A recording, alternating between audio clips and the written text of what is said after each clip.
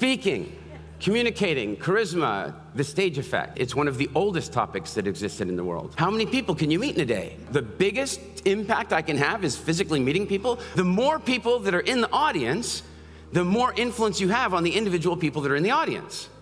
It's a strange thing. We call it the stage effect.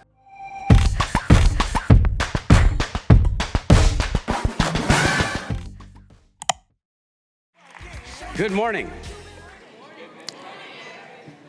After Gotham's speech, I'm feeling like Kool-Aid. Anybody want some Kool-Aid? All right. I am very excited about this. I love Mindvalley University, and I love Tallinn. And this morning, how many of you guys saw me yesterday with our family dog? I was out with the dog, Freddie. And this morning again, I went out with Freddie, and I'm walking along, and I see people with their bracelets, and I can say hi to them out on the street because we've taken over Tallinn. Have we taken over? And so I'm walking along, and then I see this dog coming along off the leash, which is not so usual, but it's off the leash, and it comes running up to talk to Freddie. You know, like dogs talk to each other, lots of sniffing and stuff. And then the dog starts barking. But it can't. Have you ever seen this? Like, a dog had laryngitis. It was like, and I've never seen it. And I'm starting to think, oh, no, Freddie, I don't want Freddie to catch this, whatever this is. The dog's got doggy COVID. What's wrong with this dog? And then the couple comes up, and I'm like, hey, what's going on with your dog? Is it okay?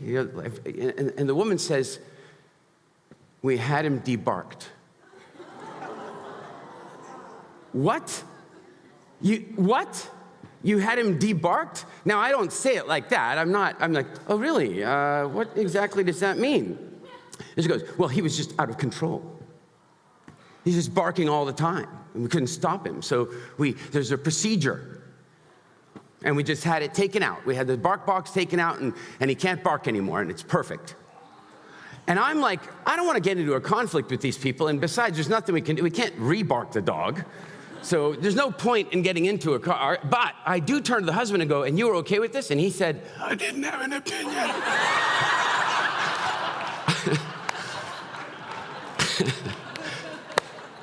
So, all right, speaking, communicating, charisma, the stage effect. This is one of the most exciting topics that exists in the world. And one of the reasons is it's one of the oldest topics that existed in the world. Your brain evolved over millions of years, and long before you had a device to store things in, your memories and your phone numbers and such, long before you had that, your brain had to figure out how to assimilate information. It had to figure out how to take the information in and store it.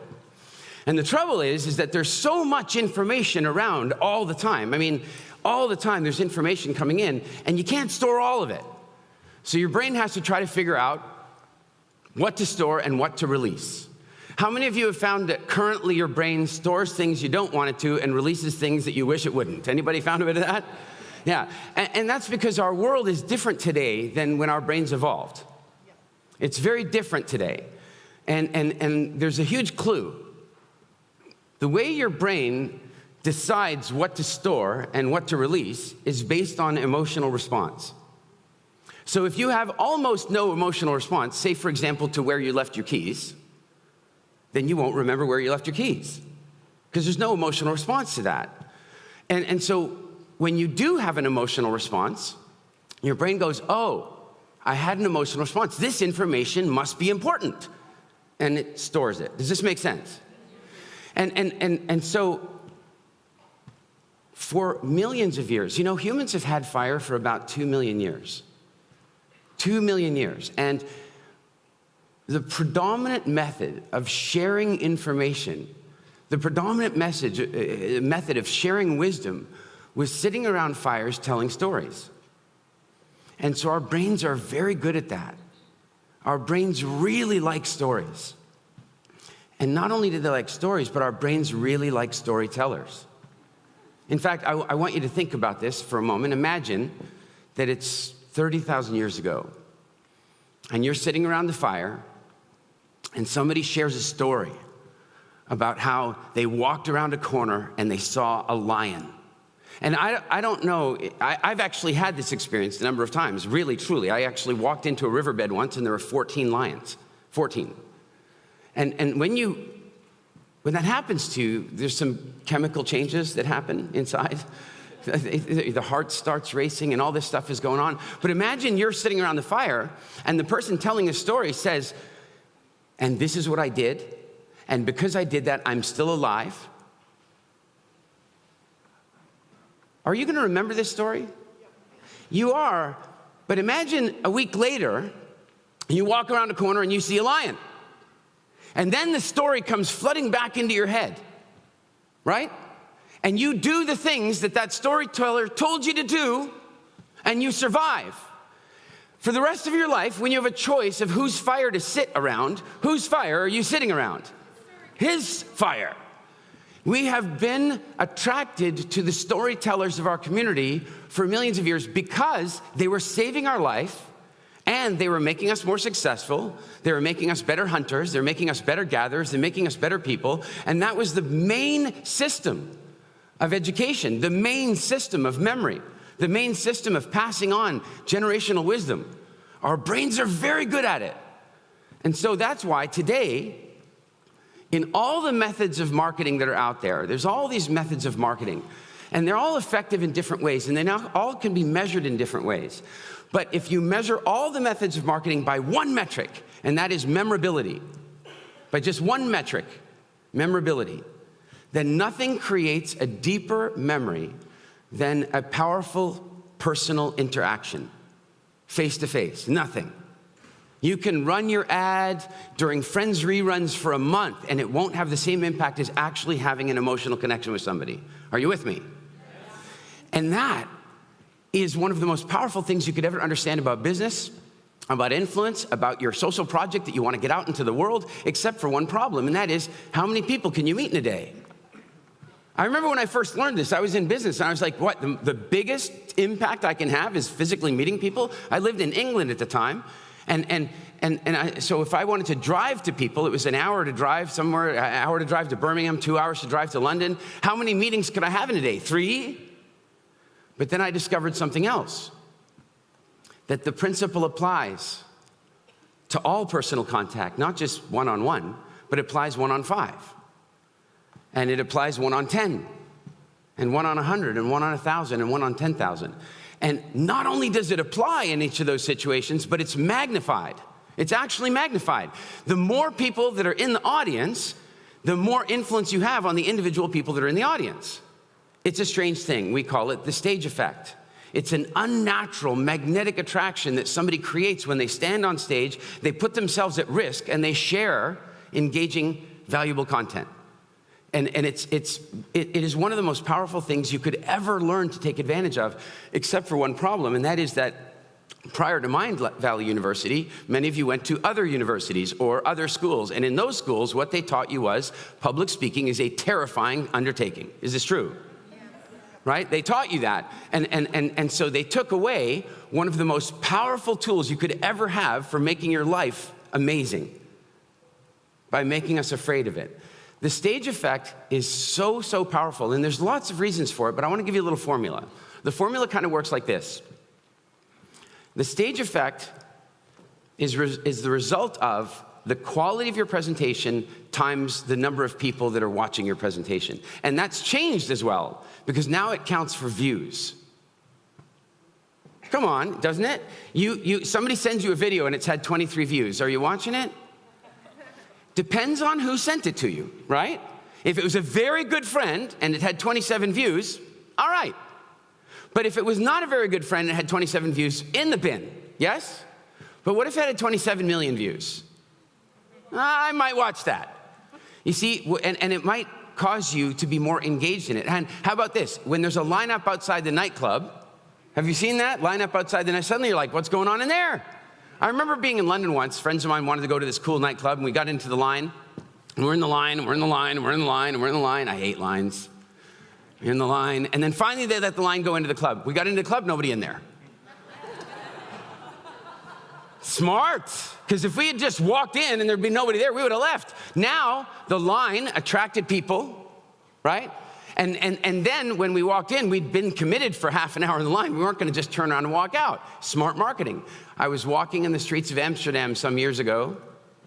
And you notice Amsterdam, there's a lot of I don't know why, but there's a lot of like munchy junk food around. I don't know what that's about. There's lots of sugary stuff and lots of greasy, salty stuff. It's like the people in Amsterdam have odd cravings for some reason. But there's chippies on every corner, little chip places everywhere. And with mayonnaise and cheese. I don't know what's going on over there. But here's what's really interesting. I'm walking along, and there's a chippy place right beside me. I am not incredibly tempted to go into the chippy place. But across the way, there's another chippy place.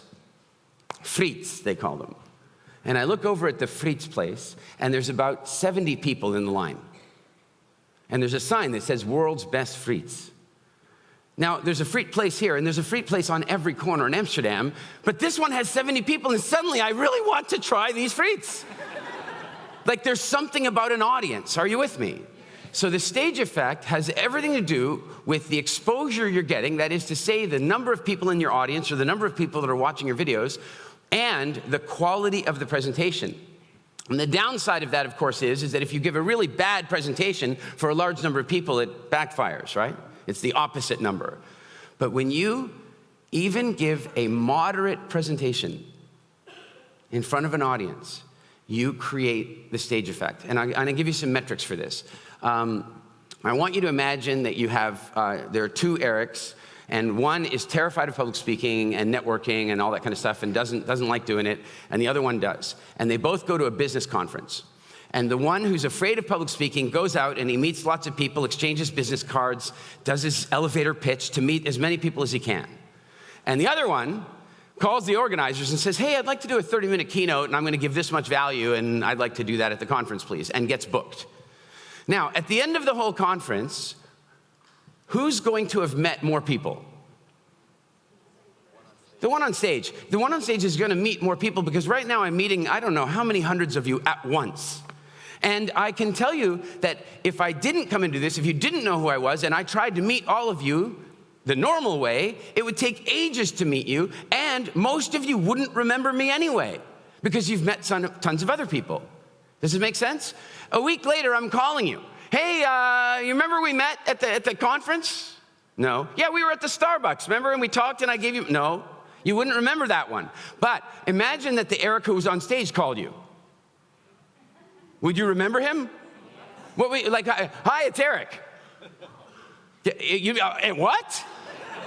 What's going on here? Right? The memory is much more powerful. Now, how about this? Let's say they're both business consultants. Which one are you more interested in hiring? Why? Because of the stage effect. Because the minute somebody stands on stage, the minute somebody stands in front of a camera and speaks confidently, congruently, and adds value to your life, they create credits with you. And that person suddenly becomes the one you want to hire. And not only is it somebody you want to hire, but it's somebody you will pay significantly more to do business with. I got off stage. I was speaking at a conference in Las Vegas, Nevada. It was with Tony Robbins. And I did a talk for about 2 hours, and it was super fun. I had lots of high energy. They were great. It was awesome.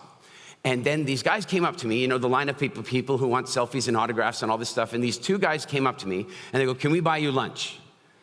Now, I know what that means. That means that they want something, doesn't it? They want something. So they go, can we buy you lunch? I'm like, yeah, sure, whatever. They seemed like good guys. I went and had lunch with them.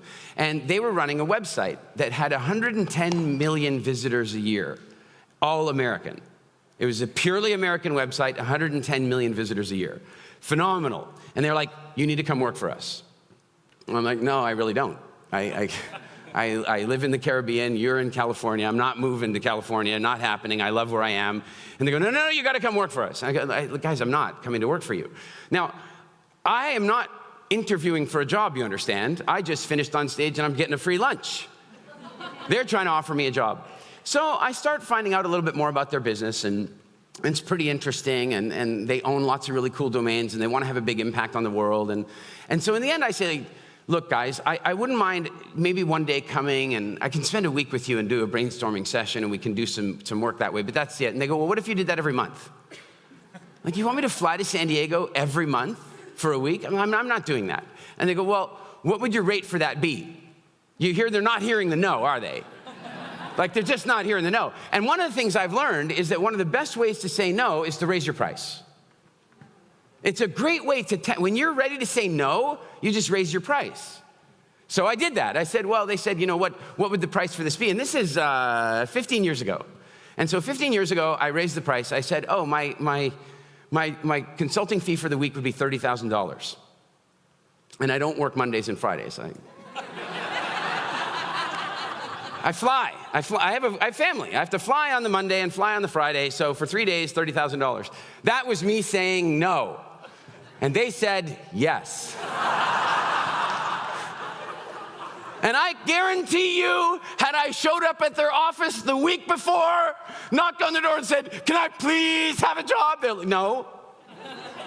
But now that I've been on stage, and I made them laugh, and I made them think, and I added value, everything changed.